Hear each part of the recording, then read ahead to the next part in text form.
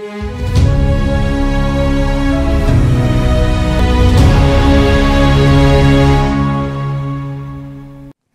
दोस्तों, राजनीति की बातों में आपका स्वागत है। मैं हूं आपका दोस्त धर्मेंद्र कंवारी और दोस्तों हम बातें कर रहे हैं पॉलिटिक्स ऑफ चौधर पर।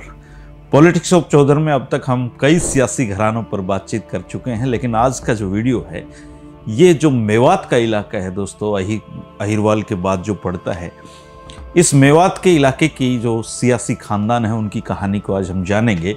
और कई सारे परिवार मेवात में बहुत लंबे समय से अपना जो वजूद है वो बनाए हुए हैं।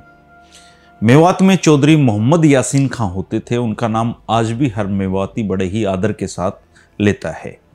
9 दशक से उनका परिवार राजनीति में है और फिलहाल उनके जो पौत्र हैं जाकिर हुसैन, वो परिवार की राजनीतिक विरासत को संभाले हुए हैं। यासीन खां जी मेवात के पहले स्नातक थे और 1926 से 1940 तक पंजाब काउंसिल के वो सदस्य रहे।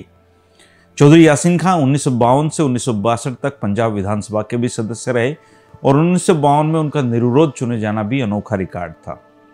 चौधरी यासीन खां के जीवन काल में उनके बेटे तैयब हुसैन ने उनकी राजनीतिक विरासत को आगे बढ़ाना शुरू कर दिया था।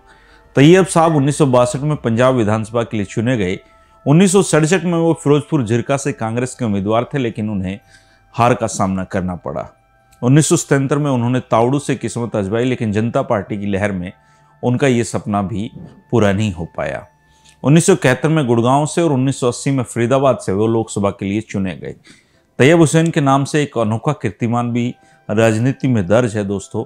वो 3 राज्यों से पंजाब, हरियाणा, राजस्थान में मंत्री रह चुके हैं। राजस्थान के कमान हलके से भी वो 2 बार 1993 और 1998 में विधायक चुने गए। तैयब हुसैन जी की बेटी हैं जाहिदा खान। उनको मेवात की पहली महिला विधायक होने का गौरव भी हासिल है। वे राजस्थान के कमान क्षेत्र से 2008 में विधायक चुनी गई। तैयब के बेटे जाकिर हुसैन मौजूदा दौर में मेवात के दिग्गज राजनीतिक जो वजूद है उनका वो बनाए हुए हैं। जाकिर साहब 1991 में पहली बार तावड़ू विधानसभा क्षेत्र से चुने गए और 1996 में तावड़ू के मतदाताओं ने उनको हरा दिया, लेकिन 2000 में फिर दोबारा से जीते। 2005 में फिर से हार गए। 2009 और 2014 का जो लोकसभा चुनाव था उसमें गुड़गांव से बसपा और इनेलो के उम्मीदवार के रूप में वो चुनाव लड़े, लेकिन दोनों ही दफ़ा उनको हार का सामना करना पड़ा। 2014 में हरियाणा विधानसभा के चुनाव हुए तो इस बार उन्होंने नूह से चुनाव लड़ा और भारी मतों से जीते। इस दफ़ा वो इनेलो के प्रत्याशी थे। तैयब हुसैन के दूसरे बेटे फजल हुसैन ने भी राजस्थान से बतौर बसपा प्रत्याशी चुनाव लड़ा, लेकिन पिता और बहन की तरह उनको राजस्थान में सफलता हासिल नहीं हो पाई।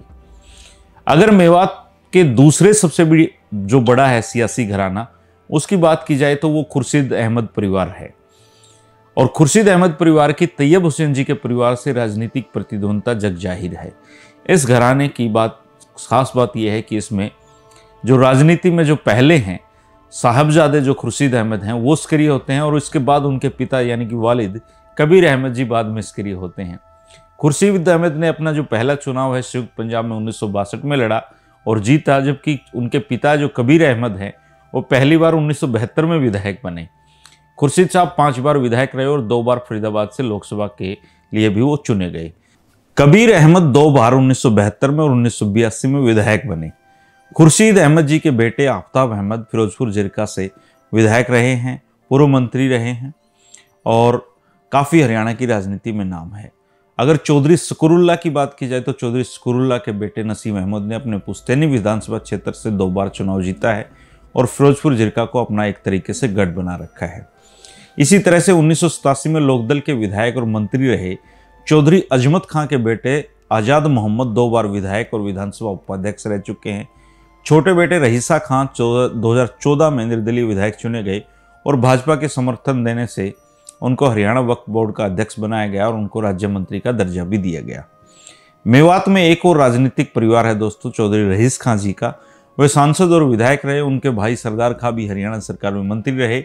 चौधरी रहीम खां के दोनों बेटे हबीबुर रहमान और मोहम्मद इलियास भी चुनाव जीते हैं और क्षेत्र में आज भी उनका नाम है। ये है दोस्तों मेवात के सियासी घरानों की कहानी। अगर मुझसे कोई नाम छूट गया हो तो आप उसको कमेंट करके ज़रूर बताएं दोस्तों। 3 बजे राजनीतिक बातों के सफ़र में हम यूं ही चलते रहेंगे। जो नए साथी हैं, जो पहली बार वीडियो देख रहे हैं, चैनल को सब्सक्राइब कर लें ताकि हमारी इस यात्रा में आप बने रहें। शुक्रिया, नमस्कार।